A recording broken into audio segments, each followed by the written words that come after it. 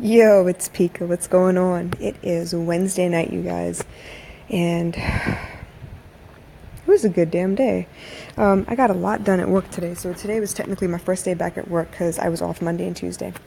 And at first, I was a little nervous because I had like a lot of slides, a lot of notes from some of the Growth Tribe. I think they did like an 8-week course, so I went through all the damn notes over the last couple of days and today at work as well. And I took down my own notes to see if I could condense it and make it more understandable for me so I could wrap my head around the concepts and stuff.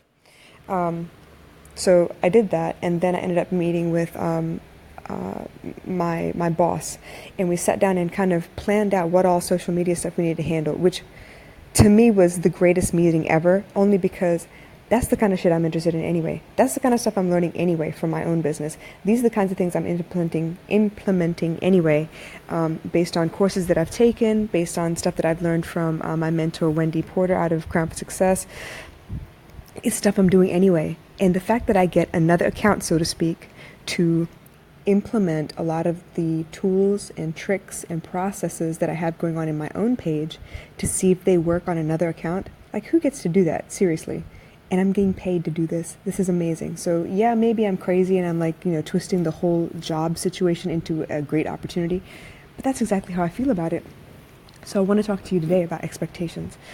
As you know, I'm a little weird. I don't do things the way other people do. I don't think about things the way other people do. And maybe that's a good thing, maybe that's a bad thing, but for now I'm going to go with it because it's working for me. All right? So all this time, I went through that phase where I was a victim and oh my God, life happened to me and how dare, and I couldn't believe, and oh my God, oh my God, oh my God, right? I went through all of that stuff, mostly because I expected a handout, basically. I'm not going to lie. I was pretty damn lazy. I was pretty damn selfish. I didn't want to do no work. I just wanted a paycheck. But that wasn't always the case. I am a workaholic. I do put 110% into everything I do. But sometimes you get tired of doing stuff all the time. You get tired of running, and going hard every day for somebody else. So, yeah, there were times where I got to a point where I was like, I can't understand why all these things keep happening to me. Why are there always roadblocks in my way? Why are there always people that are like gunning for me? Why are there always people talking shit behind my back? And I realized through this journey that the law of attraction is a really, really big deal. And no, it's not mumbo jumbo. And no, maybe you don't understand it's a little over your head, whatever. That's cool too, because I didn't expect it to hit me as it did the last couple of days. So I'm going to explain it to you like this. I've told you before, I've been reading Pam Grout's E Squared, right? And she's dealing with law of attraction stuff as well, and how to manifest things into reality just by vibrating at a different frequency, so to speak. Just think about things in a different way. If you constantly think about the things that are upsetting you, obviously there will be more things that upset you. If you constantly think about things that make you happy, chances are you won't notice the shit that upsets you because you're just happy. I don't know about you, but for me, music is key. Music is everything to me, all right? I do write a little bit. I wish I could read music so I could actually create music. But for now, I'll stick to writing and singing and, I don't know, whatever else. Dancing. I love to dance. Oh my God, I love to dance. Okay. So for me, when I'm in a bad mood, I tend to want to listen to like angry, angst type music, okay? Pretty much my entire like teenage years were basically the soundtrack to The Craft and stuff like, what other movies were there? The Craft, I don't know, a bunch of really crazy ass movies, but it was all grunge, alternative rock. So those are the things I listened to. Those are the things I gravitated towards. I was a huge Linkin Park fan. Listened to Incubus, listened to Prodigy, like all that, like really angry, just music. And for the most part, it was because when I listened to something that echoed my own feelings, it kind of helped me get over that feeling faster. I don't know about y'all, but that's how it worked for me. Even now, like when I first found out that this woman was going to try and like get rid of me or whatever from her company, even though I hadn't actually done anything wrong, I hadn't been given a warning, I hadn't been counseled on nothing, like yeah, she just decided she didn't like me no more, and that's fine, and I know that, like objectively I know that, but that didn't stop me from going through my own little like breakdown or whatever. So I called a couple people to like kind of complain about it. I went into my I'm gonna kill everybody mood and was listening to like angry rap music and went into grunge, alternative rock again, stuff like that. But mostly because I knew that if I went through the process of feeling angry, I mean like really feeling angry, I know for me, at the end of that, I will get tired of that music and I'll get to a place where I'm like, all right, you think you can stop me? Hold my beer, watch this. That's basically the kind of person I am, all right? You can knock me down. You can drag my name through the mud. I've been through enough shit to know that, you know what? This is not going to last. And I am stronger than all of these things because I've survived everything. 100% of everything I've been put through, I've survived. I've come out swinging on the other end, okay? So I do go through those phases where I listen to really, really angry stuff. I listen to music that that kind of amplifies what I'm feeling. And eventually I'll be like, all right, enough of this. What's next? What do I do now? Because I can't sit in that feeling for too long. It's painful for me. But that's what I need to do to kind of get out of it, so to speak. If I try and keep pushing it away, if I try to keep pretending like, oh no, this is fine, I'm happy, yeah, there's going to be a nuclear explosion later. So my coping mechanism is to use music to get through that feeling faster. Now with this Pam Grout E² experimental book that she's been doing, right? I've been through a couple of the experiments, and yeah, they do work. It's all about, setting your intentions and trying to focus on what it is you need to see at the end rather than, oh my God, what's happening now? For the most part, it does work. But like I said, for me, I need a catalyst. I need something that'll like a little bit of a drug, so to speak, to get me through it. And music is that drug for me. I went through a situation a couple of days ago where I saw something that pissed me off. I couldn't say anything to anyone about it, but I couldn't get rid of that feeling either. I couldn't stop myself from going back to look at it again. And it was really stupid. It had nothing to do with me, but it pissed me off nonetheless. Because I don't like it when people think they can keep secrets from me, like I won't find out or whatever. Anyway, that's beside the point. The thing I'm trying to get at and describe to you is I was going through it bad. I kept thinking about it. It kept popping up in my mind no matter what I was doing. And you know how they say fake it till you make it? I tried that even. I tried pretending like everything was okay. I tried focusing on the feeling of having what I wanted. But this stupid little thought kept like poking its head up and was like, yo, remember you saw that? So it's a lot harder than you think. But as with everything, with practice, it gets easier. They say that championships are won in practice. You just pick up the medal at the end of the championship game.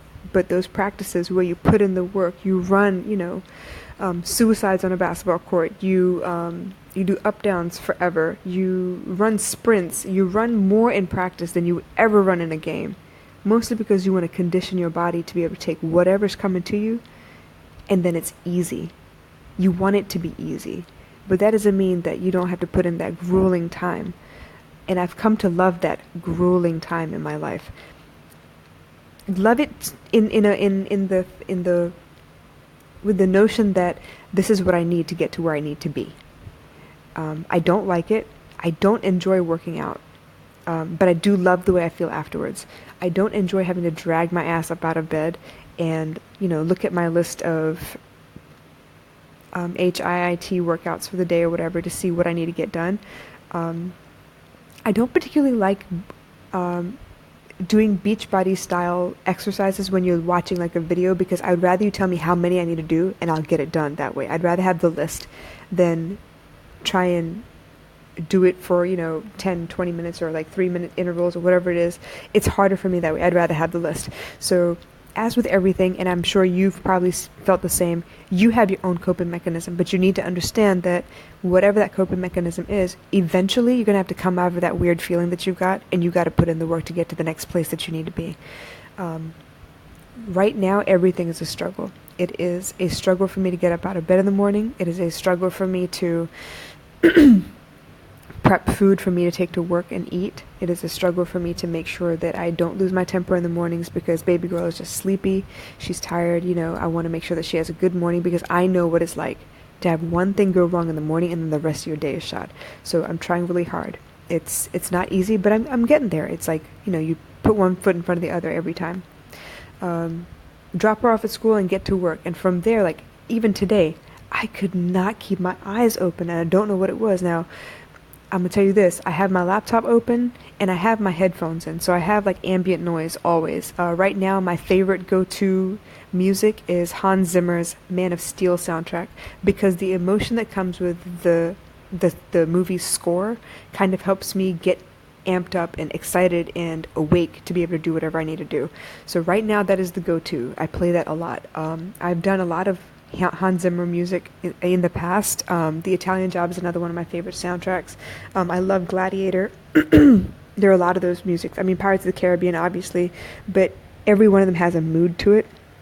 And right now, it's Man of Steel for me. So I was struggling to keep my eyes open without falling asleep in between stuff.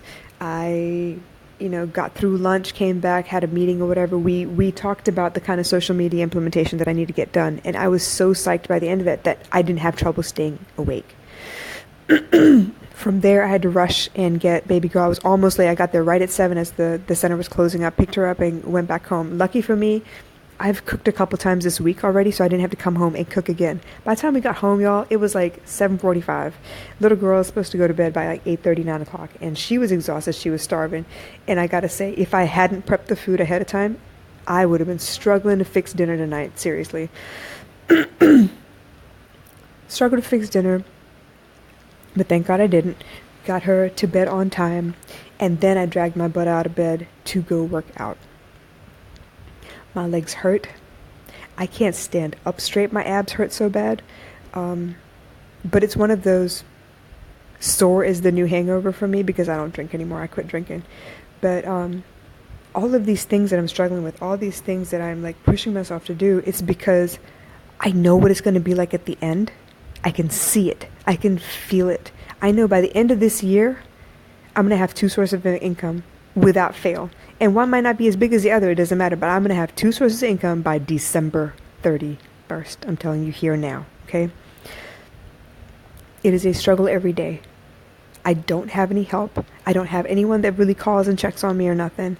I don't have, people that are going to hold my hand through this. And that's cool. Thank you to all of you who said no. Thank you to all of you who decide, it's not on your list of priorities to check in on me. Thank you. From the bottom of my heart, and my daughter's bottom too. Thank you. Because with all of that comes this determination to prove you guys wrong. This determination to say, you know what, you think I need a maid? I don't. You think I need to get a babysitter? I don't. You think I can't make it because I'm a single mom and, what happens if something happens to the baby? I don't care. I'm going to push myself to the limit. I'm going to make sure I fucking do all of this by myself. Y'all keep playing with me. Y'all keep thinking that I can't do this. You watch. Anyway. Expectations. Right now, I'm telling you guys, my expectation is that I will be able to make an extra stream of income by December 31st. Now, I'm pretty sure that stream of income will pop up by next month, but it won't be where I want it to be until December, okay?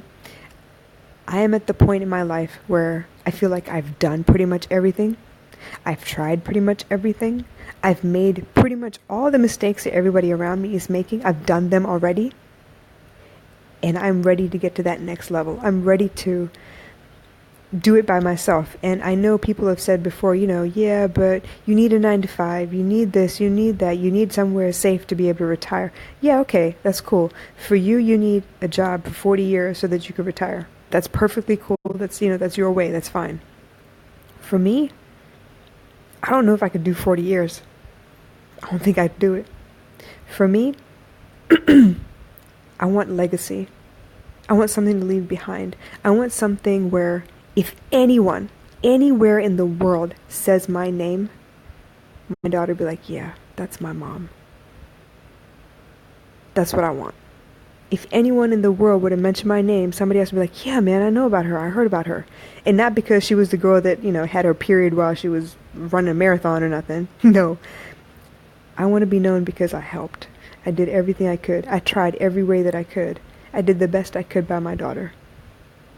I set a good example. I made sure everybody around me was winning. I made sure that everybody around me had what they needed to succeed. I made sure that I gave every chance I get. I served every chance I got. That's what I want. I want you to hear my name and I want you to smile. That's all I want, just a smile. You don't have to pay me money. You don't have to buy none of my stuff. You don't have to listen to me, whatever. I want you to hear my name and I want you to smile.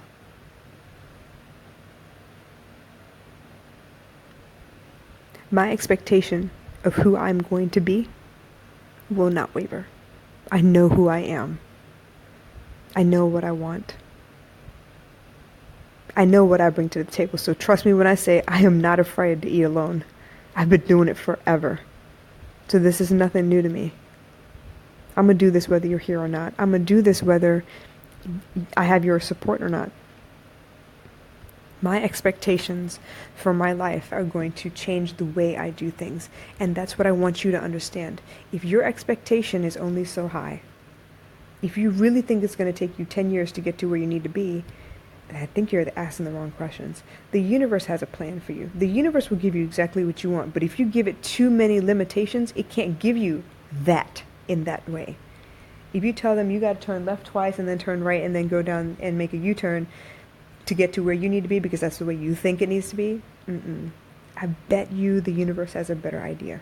I bet you there's a faster way. You just haven't thought of it yet because it hasn't occurred to you. You don't know enough to be able to gauge that.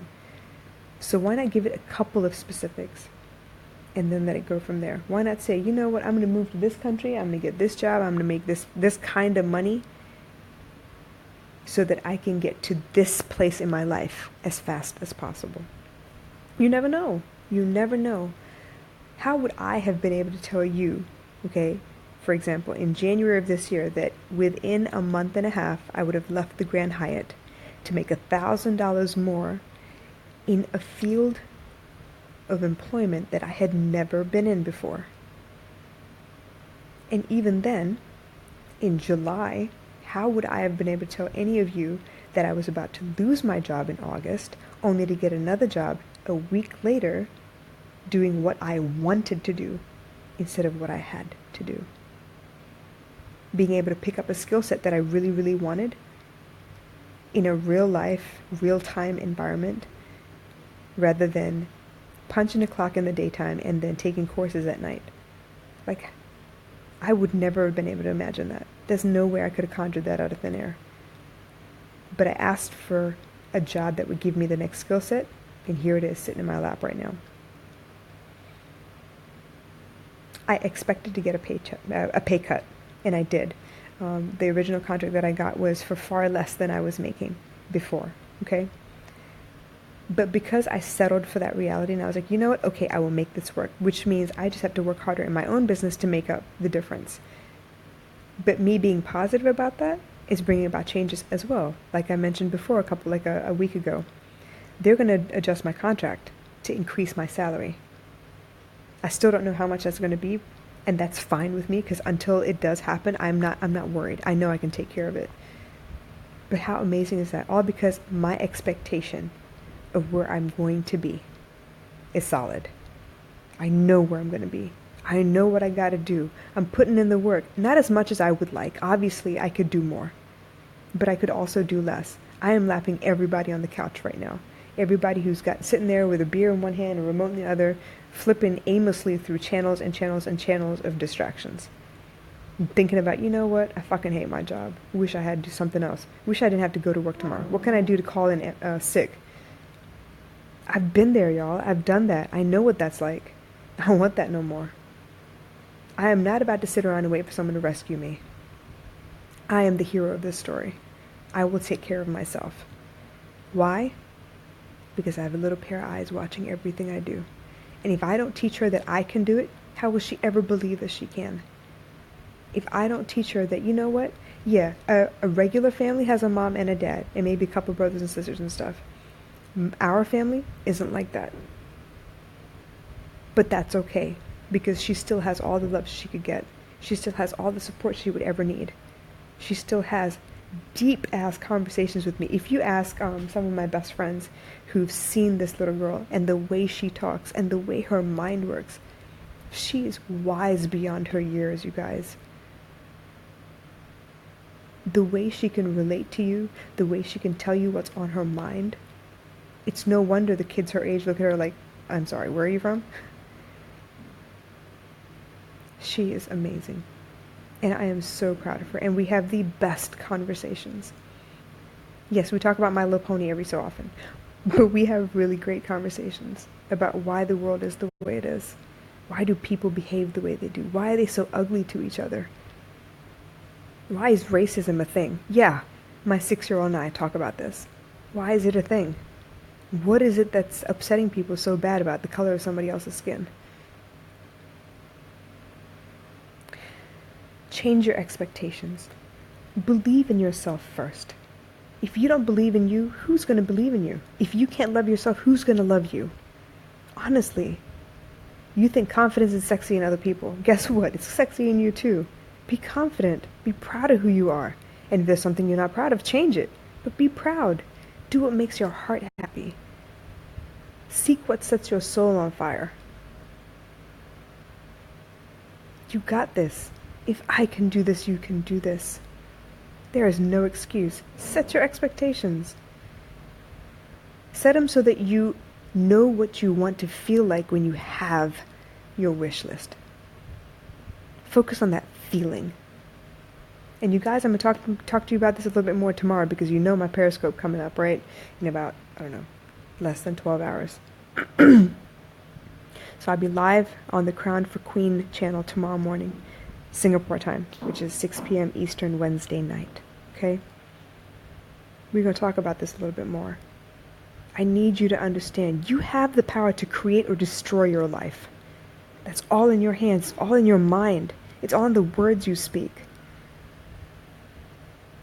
Watch what you say. Pay attention to what you're thinking. Even if you can't change them, pay attention at least. Notice when you go off on a tangent and like talking shit to yourself. Notice all of those things. Half the battle is knowing that there's a problem. So go notice. And then make a change. That's all you need to do. The funny thing is the truth is real simple. And even though you know the truth, half of you are not going to do anything about it. Because you're happy complaining about what you're doing. You're happy about complaining about what your life looks like right now. The other half might try it for a while and will probably quit just before their breakthrough comes through. Come on, y'all. We're better than this. I'm telling you. I'm doing it. You can do it too. Right now, this is episode 31, you guys. A month ago, I couldn't have told you that I would have made it this far, really. I didn't know if I was going to like audio or not. I just made it a habit. I don't know if I make sense. I don't know if I'm likable. I don't know if you understand what the fuck I'm talking about. It doesn't matter. I'm doing this. I'm doing this for me. Because at some point, this child of mine is going to want to know what I went through. At some point, she's going to have my journals, my thoughts, my audios, my blogs, everything. So she can never forget who I am. She can never forget the things I stood for. She knows for a fact, no matter what anyone else says, she knows for a fact who I am. Who I have always been. Set your expectations, you guys. I'm going to catch up with you all tomorrow, okay? Periscope, 6 p.m. Eastern, Wednesday, on Crowned for Queen. And for those of you all who are in the neighborhood here in Singapore, that'll be 6 a.m. tomorrow morning. So if you're up, like while you're getting dressed, just throw it on and check it out. Let me know, okay? Hit me up, comment, DM. Let me know what your thoughts are. In the meantime, I'll holla.